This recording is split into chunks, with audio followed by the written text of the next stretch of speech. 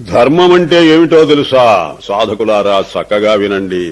జ్ఞానం సంపాదించి ఆ జ్ఞానంలో కూడా లోక జ్ఞానమా, లేకపోతే కళాజ్ఞానమా, లేకపోతే శాస్త్రజ్ఞానమా, అది కాకపోతే ధర్మజ్ఞానమా? నో నో, అంతే. ఆ జ్ఞానం జ్ఞానమే కాదు మా దృష్టిలో. ఎవరు చెప్పారు? ముండకోపనిషత్తు చెప్పింది. ఎవరు చెప్పారని అడుగుతావేమిటి? ద్వే విద్యే వేదితవ్యే పరాచ అపరా ఋగ్వేదో యజుర్వేద సామవేద తీసెతలబారి. మొత్తం ఋగ్వేదం దగ్గర నుంచి కంప్యూటర్ సైన్స్, ఆటమిక్ సైన్స్ వరకు తీసెతలబారి. అబ్బా, ఇది విద్యే కాదు, ఇది జ్ఞానమే కాదు. మరి ఏది జ్ఞానం? యయా తదక్షరమధిగమ్యతే.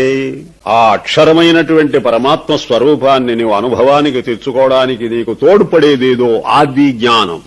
ఆత్మ జ్ఞానం ఒకటే, బ్రహ్మ జ్ఞానం ఒకటే జ్ఞానం. మరి ఏది జ్ఞానం కాదని తోసిపారేసిందిగా, అదన్నమాట ఇప్పుడు చెప్పడం. అది ధర్మం అంటే. వేదవ్యాసుడికి మతి చెడి భారతమంతా రచించిన తర్వాత మతి పోగొట్టుకుని ఆయన ఆ సరస్వతీ నదీ తీరంలో కూర్చొని ఓని కేకలు పెడుతుంటే నారద మహర్షి వచ్చి చీవాట్లు పెట్టి, నీకు పదగా నీకు మనస్థమితం లేకుండా ఎందుకు పోయిందో తెలుసా? నువ్వు భారతం రచించి వేదవ ప్రవృత్తి ధర్మం చెప్పావు కానీ నివృత్తి ధర్మం ఎప్పుడు చెప్పావో? ఓహో, అదే ఆ విషయం.